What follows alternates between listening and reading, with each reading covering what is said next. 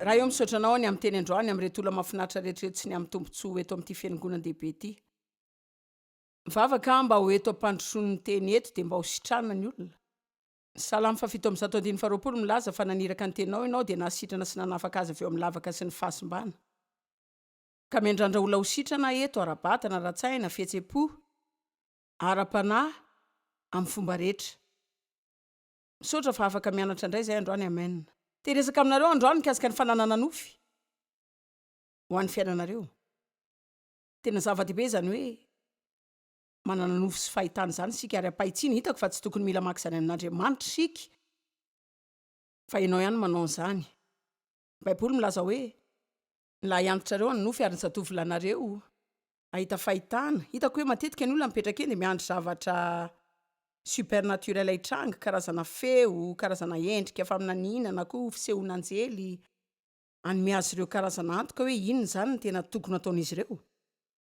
Fa amin'ny ankapobeny mila manao dingana ianao dia mijery, mino aho zao fa betsaka aminareo eto no misaina hoe tsy haiko akory izay tian'Andriamanitra ho ataoko. Manino ianao mora manomboka manao zavatra vitsy fa tena ho hitanao haingana izay mandeha sy tsy mandeha. Za tena nitady izay ho ampiasan'Andriamanitra mihitsy fa zany hoe feno zany fanirinany ho ampiasainy zany fotsiny ihany aloha. Avy eo nanomboka nanao zavatra, ny fiangonanay dia mitondra olona an-dalambe foana isaky ny sabotsy maraina dia mizara tract zahay, ary ampahitsiany zany aloha zao zavatra tsy tena hoe haiko loatra fa te hanompo an'Andriamanitra dia lasa ihany nandeha nangatsika tamin'izany tsy tena nafinaritra. Entinay ny an-dalambe ny tanàna ny Saint-Louis isaky ny sabotsy ny zanakay. Ny filazantsara voalohany zaraiko tonga dia nakivoka lerangaty eny amin'ny tanako sady tozy izy hoe za tsy mila niny. Dia mbola nampino teny hafahafa zany. No zany nanandrana ny asa tany fitaizana zazandray aho. Fa zany koa aloha dia fa manino nareo rehetra nome? Roa herinandro ihany nahitako an'ireo izy fa zany koa dia tsy mba tsy hositra ho ahy koa zany. Hitanareo fa samy laza fa za zany le karazan'olona efa vonina hoe hanompo an'Andriamanitra foana, nitady izay ho ampiasainy foana ary tena nanandrana zavatra maro. Hitanareo matetika ianao zany tena tahaka ireny hoe rehefa mivoaka ireny ianao ka mila mividy akanjo dia manandrana foana mandra-pahitanao izay mety. Ary hitako mihitsy hoe matetika izany foana amin'ny fiainana dia manandran-javatra foana ianao mandra-pahitanao hoe inona ary ny tena mety ka aza matahotra, manao dingana, manofisy ianao, manao vaviana, manantena. Zao foana mino fahagagana foana. Misy mpaninofy fa tsy miasa, dia misy mpiasa fa tsy maninofy, fa samy tsy mety ireo. Dia andao saina kely zany. Ahoana moa raha olona tena miasa mafy ianao fa tsy manana nofy mihitsy? Betsaka ny olona ohatr'izany. Foy isa-maraina fotsiny izy dia lasa any dia atao fotsiny izay tokony ho vitainany fa tsy mba manana fanantenana na nofy izy, mihoatra ny fandraisan-karama sy ny azon'ny karamany dia ny hanomboka izany indray amin'ny volana manaraka. Dia hitako fa rehefa miaina ohatr'izany sika dia tena sahirana ihany. Teo ihany. Manahirana. Fa tsy misy zavatra mihoatra noho izany mihitsy ve amin'ny fiainana? Roviana ary mba tena hisy zavatra mahafaly hitranga amiko. Dia mipetraka indray aloha izy. Ny marina, raha te hiasa ianao mila manana nofinofy. Mba mila manana fanantenana ny amin'izay ataonao amin'ny vokatry ny atsembohanao. Mila mino ianao fa afaka mandeha lavitra kokoa, afaka maniry ianao fa Andriamanitra no zavatra lehibe lavitra eo aminao. Fa tena misy mpaninofy fa tsy miasa. Ary tena adalàna zany satria ny Baiboly milaza ao amin'ny mpitoro-teny 5:7 fa ny nofy dia avy amin'ny haben'ny fisasarana sy avy amin'ny ezaka feno irifiry. Dia averiko indray zany. Satria betsaka aminareo no manana nofy fa tsy mba manana finiavana anao ny asa. Ary mety efa tena mandalo fangiry firiana mihitsy aza. Za mino fa rehefa manofy sika dia tahaka ireny be voky ireny. Dia mety misy vehivavy vitsy izay miteraka ka tsy tena hoe marary loatra fa tsy betsaka ny olona tahaka izany. Ary hitako fa raha te hiteraka zavatra iray ianao dia mila mamantatra fa betsaka kokoa ny iasana mihoatra ny fananan-kevitra tsara. Manana nofy ianao, manana fahitana dia manana fanantenana, manana planina. Fa mila manana finiavana ny hiasa koa dia misedra izay rehetra ilaina sedrainao mba hitsy hitrangana izany. Te antananareo androany raha manana ny fony mpamarana nareo. Hmm.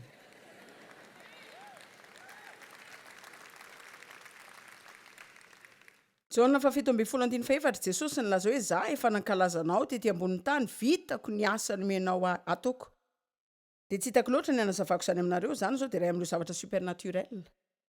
Fa raha tany amin'ny 520 taona lasa namakio teny io andray andro dia nipetraka teo amin'ny sezako ny vavaka dia nanomboka nitomany dia nitomany. Dia nanomboka haiko amin'izay fa tena manandanja mihitsy amiko ny amitako izay nasain'Andriamanitra ho ataoko. Hitanareo ny marina tsy tena sarotra zany manomboka. Faly daholo sady mientanentana ny rehetra. Vaovao zany ka tena misy atotam-pihetsepo miakatra miaraka amin'izany. Fa mbola anjavona daholo zany rehetra zany. Fa ho avy aminao ny andro tsisy mpitehaka tsisy ampahery. Dia nao rery sisa dia anomboka ny tanteny ianao raha mba ho avy ihany zany fa eo ianao no mila manamboatra saina raha toa ianao ka hiatrika izany rehetra ny miaraka amin'Andriamanitra. Ary zany zao tena tsotra mihitsy. Tahaky ny fanapa-kevitra fa ianao dia hiala mitrosa. Manapa-kevitra ianao fa hikarakara amin'ny fahasalamanao. Betsaka ny olona mantra fahasalamana fa hitanareo tsy voatery hijanona tsy ho salama zany ianao. Afaka manao zavatra nampinanao ianao amerina ny fahasalamanao. Dia mety ho fotoana lava zany fa ho vitanao ihany. Tena tiako eto ny pasteram-bavaka tsara zany mivavaka izay ary nareo rehetra mitady zany fa nofo mitranga miaraka amin'ny vavaka dia asa mafy sy ezaka mamirifiry. Betsaka ny olona manana taolam-pandriana fa ny teny ilayntsika dia taolan-damosina. Fa tsy te hipetra-potsiny isika dia hoe tiako raha fa mila manana fahavononana isika ary tena mahafaly zany. Tsisy olona tsy ho faly mihoatra ny olona izay mipetraka fotsiny dia manantena zavatra tsara hitranga aminy nefa tsy mba manao ezaka akory mba hijery izay hitrangan'izany. Nandre zavatra andray andro ary tena tiako zany rehefa manao ianao dia afaka manao foana fa rehefa tsy manao ianao tsy ho afaka ny anao foana koa. Averiko an'izany. Rehefa manao ianao mbola afaka anao foana. Fa rehefa tsy manao ianao tsy ho afaka anao foana koa. Manana nofy amin'ny fiainanao. Na te hiala mitrosa ianao na tsy dia diovy ny tranonao dia mba jereo ny tokantranonao hoe tena fanambadiana lehibe fa tsy hoe eny ary izay zany le karazany hoe tena toy ny miezaka miaraka fotsiny izay fa za aza tsy tena tianao akory. Araza mihevitra foana hoe ny olo-kafa foana no namboatra ny rehetra. Mety tsy mahova ninina ny amin'izy ireo ianao. Fa ahoana raha mba nankeo amin'Andriamanitra dia nanao hitanao Andriamanitra. Ataoko daholo izay rehetra asainao ataoko dia ianao no velako andray an-tanana ny sisa. Na mety nanana nofo na fahitana ny mampiasain'Andriamanitra ianao, na mety tonga eto ianao androany ka ny marina dia tsy manana nofo mihoatra ny alahady hariva akory. Inona ary no ataonao rapitso? Tsy haiko aloha fa toy ny miandry dia mijery izay tranga. Tsy mba hoe zavatra izay iriariana akory zany afaka miteninareo zany. Mila manana planina ianao, mila manana fomba fijery. Ny vehivavy ray tsy mety be voka raha tsy afaka mamorona izy. Ary ilay teny hoe mamorona midika hoe minoka raha amin'ny natiora, mamorona avy amin'ny voan'ny vadinao ianao dia be voka avy eo amin'ny ara-panahy. Mamorona ara-panahy ianao ny voan'ny nofy sy ny fanantenana ary ny finoana izay napetraka Andriamanitra ao aminao dia be voka ianao. Fa tsy mbola izay mifarany sa ahoana? Firy izao no hiatrika izany voaka izany? Firy izao no andeha andalo ny asa sy ny fiterahana? Tsy nolazaina fotsiny izany hoe fiterahana. Tsy tonga dia fiterahana izany dia vita, fa asa sy fiterahana. Amen. Zaho ampiasa kely imaginationareo nareo androany satria tiako ny mampiasa ty ohatra ty rehefa mampianatra mikasika ty aho. Inona no hitanareo ho an'ny avinareo zao? Ao amin'ny Genesis 17 mahita tranga sika hoe Andriamanitra nita any Abrahama sy Lota zana-dralahany izay misy ambaratongany. Nanana ondry maro sy mpanompo maro zareo ary efa niady mihitsy ireo mpanompo ireo ny amin'izay ho sakafon'ireo ondry samihafa ireo. Ny olona tena afaka manao zavatra edina amin'tsisy dikany. Ka hoy Abrahama hoe sady lehilahy endrin'Andriamanitra izy no nanapa-kevitra ho any amin'ny Lota dia nanao hoe mingavy ary oka mba tsisy ady eo amintsika roalahy. Zany zao dia manitona an'Andriamanitra. Ny mpampiavana no tena manitona azy. Tiantsika hiavana amintsika daholo ny olona rehetra fa ianao ve mba maniry ny mpampiavana? nakany amin'ny Lôty izay mbola zanany zay tsy mba nisy manahirana ny Abrahama akory ny amin'ny anyliana azy. Ary hitanareo tena mora kely mihitsy ny anatoetra ratsy amin'izany. Nga ianao nananino mihitsy raha tsy za. Raha misy olana eto zao tonga de any vilona rehetra. Fa tsy zany, izy nakana nanao hoe miangavy mba tsisy ady amintsika. Raha manambady ianao ka mifamaly tamin'ny vadinao lahy na vavy, mba maniry ve ianao nolay voalohany mandeha manao fihavanana?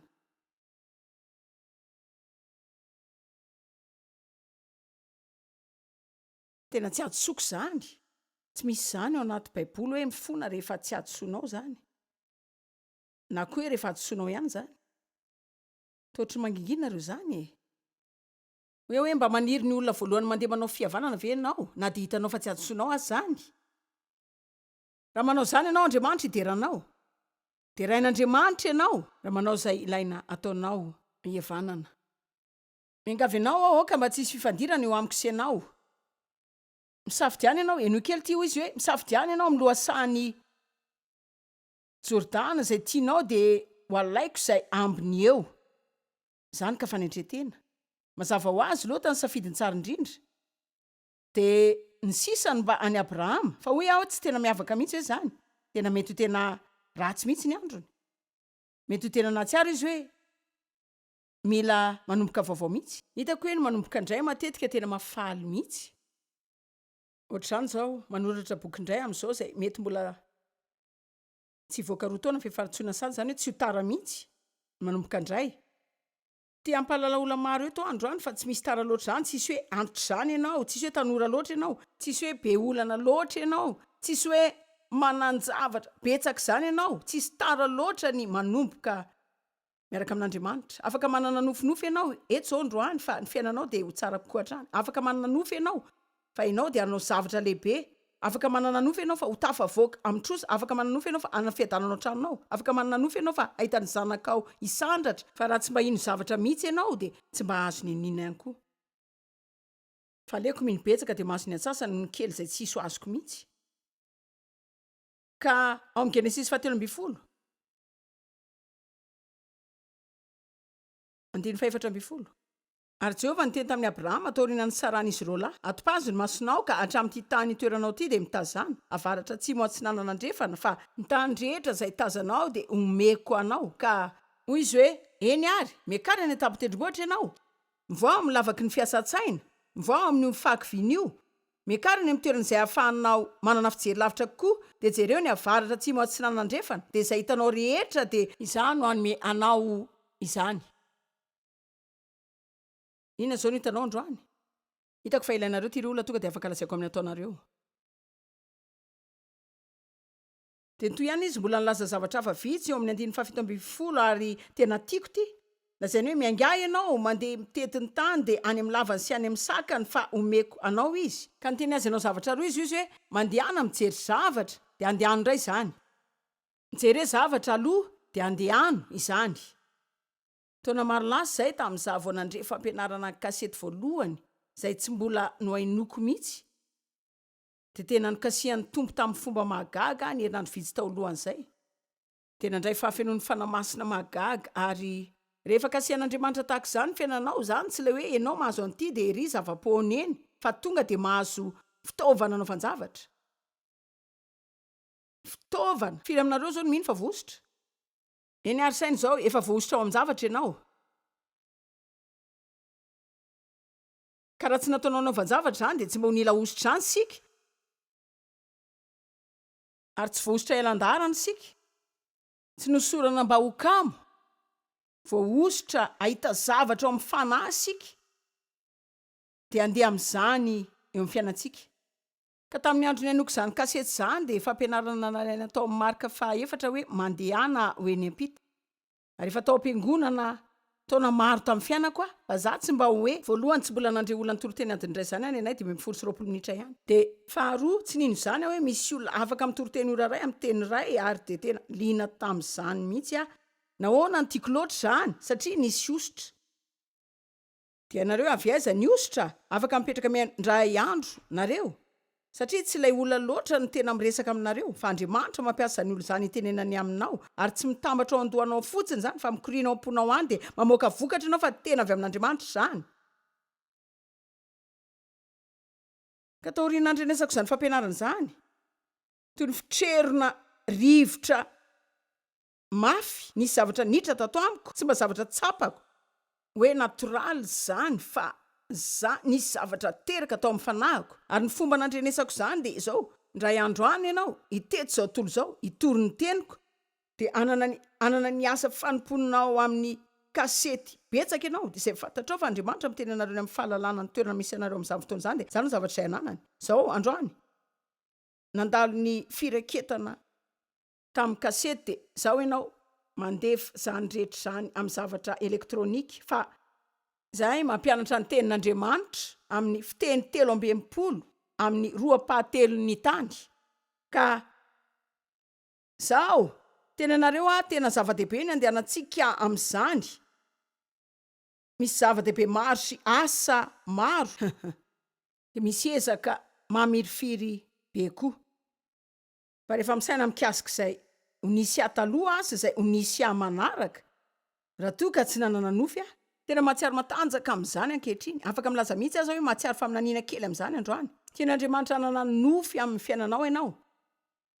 Misy aminareo mila manaitra ny tenanareo efa nanana olana anareo nanana fangiry firiana efa nanana fahatsompanantenana de navelanao zany anana fiazonana aminao de ianao zany toy reny hoe tena hoe tsy hainao reny hoe ahoana fa efa hialan-daharana.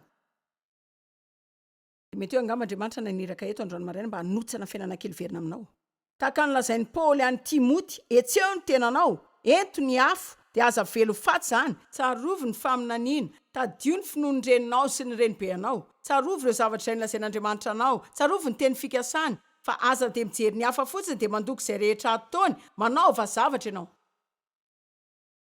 Andriamanitra ray amin'ny olon-drehetra izy manana nofy de andehano zany tiako ny Genesis 5:10 fa misy zavatra tena tokony hojerena atao amin'ity teny ity. Andiny voalohany rehefa afaka zany de tonga tamin'ny Abrahama ny teny Jehovah tamin'ny fahitana ka nanao hoe aza matahotra ry Abrahama za no ampinganao sy valipiti lehibe indrindra ho anao.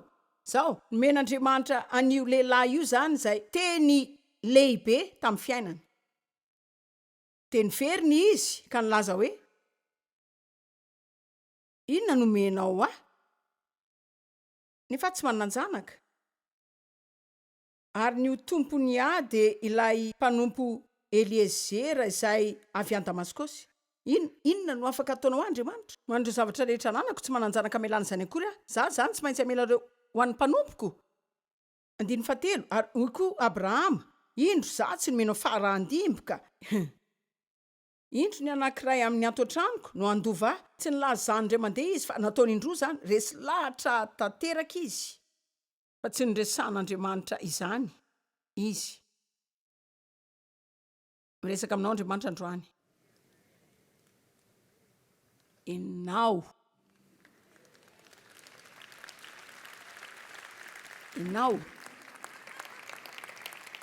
eny ara zasarotiny zany fa za nanana fotoana lava aloha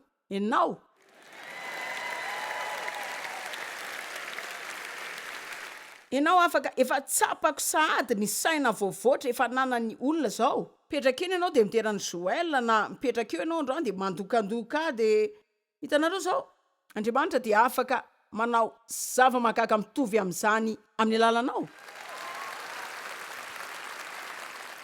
Mety tsy tena zavatra ray ihany zany fa tena afaka ny mahagaga.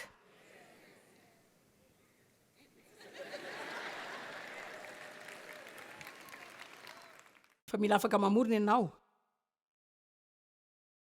te hita olona betsaka be voka androany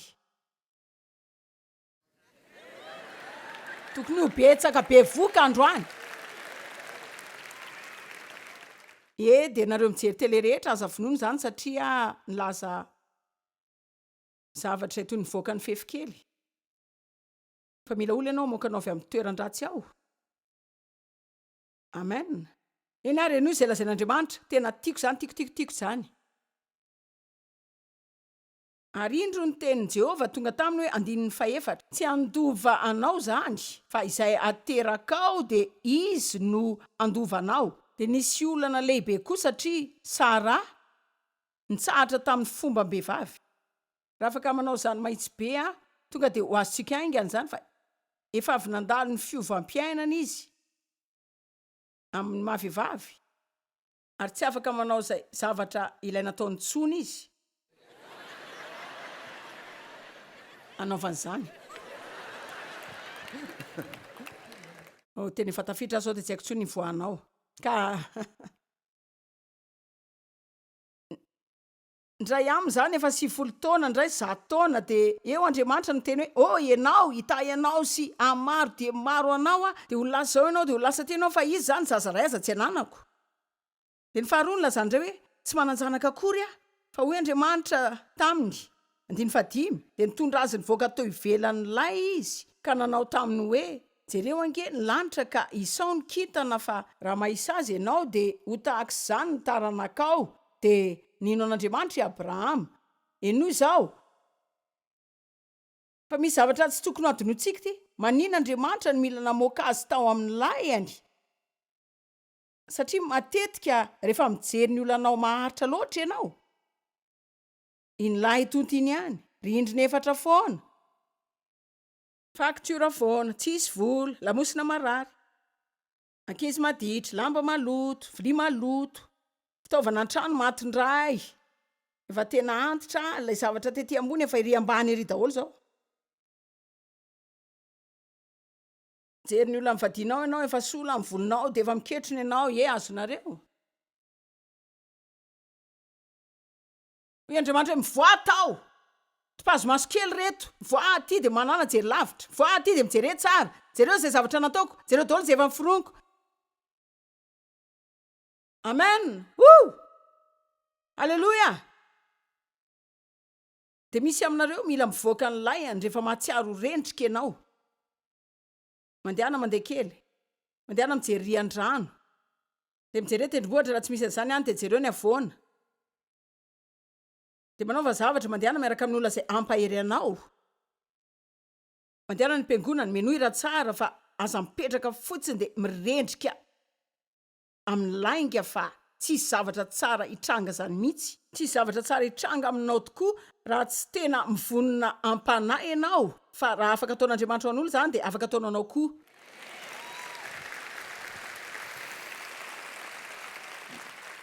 La iantrareo anofy ary ny zatovolanareo ahita fahitana Joela 2:7.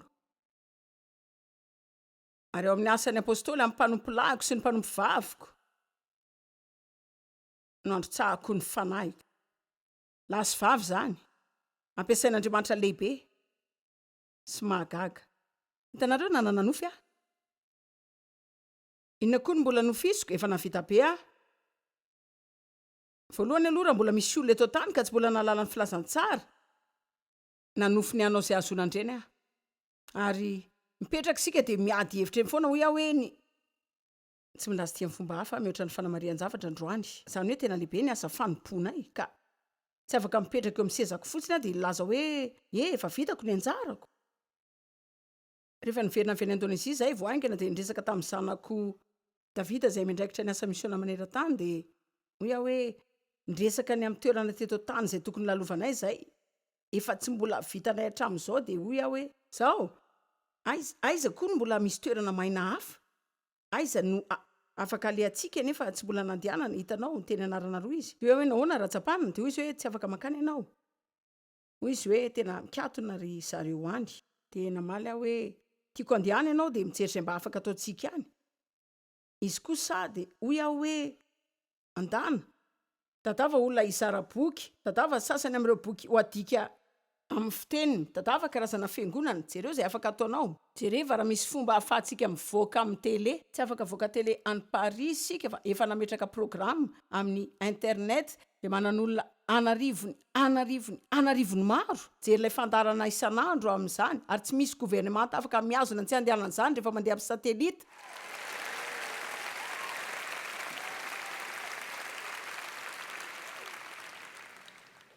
De miandry ianao de mahita fa efa lazany meloan'ny fotoana fa efa nao zavatra antsapansika sokatra foana ny varavarana hotorinany koa ny filazantsara mino aho fa mbolo afaka iseho tele ihany koa dia maro ny fanahy voavonjy zaho amin'ity taona ity dia ho feno 70 taona zaho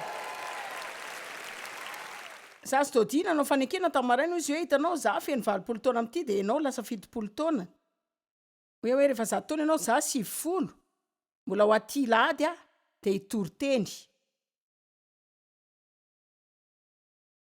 mila manana nofy ianao nantanin'olona roviana ianao no retrety aza miteny aho retrety zany ahoana ny aretrety ianao amin'ny antso amin'ny fiainanao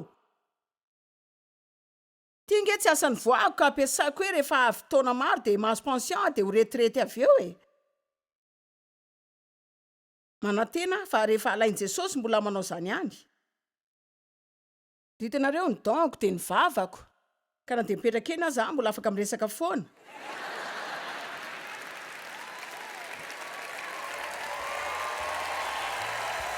manana nofy amin'ny fiainanao